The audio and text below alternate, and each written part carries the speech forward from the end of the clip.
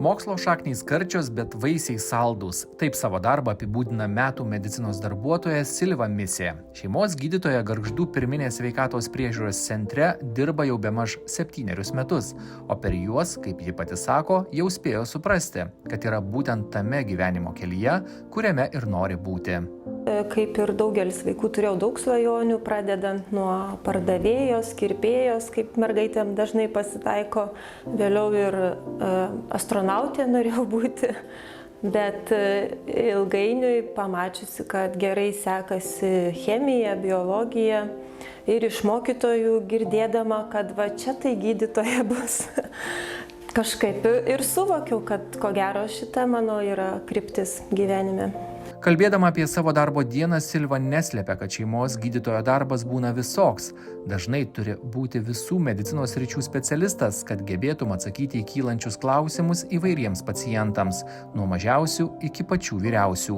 Čia seka ir nemažas darbo krūvis, kasdien nauji iššūkiai ir pacientai su ypač skirtingais ligų atvejais. Tikrai tenka susidurti, kad pacientas turi eiti per daugelį konsultantų, nuovargis, gydytojai, galvos skausmas, ką čia toliau daryti, kas čia vyksta, kodėl yra vienaip ar kitaip.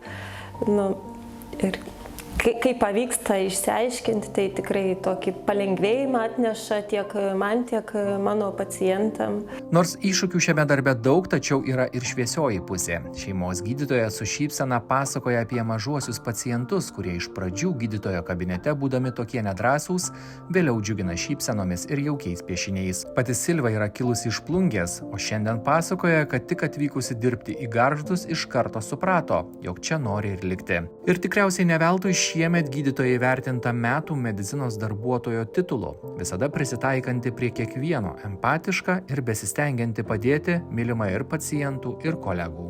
Labai malonu iš tikrųjų, kad mano darbas yra teigiamai vertinamas, kad žmonės yra patenkinti tuo, kaip aš dirbu, sakykime, kaip man tai sekasi.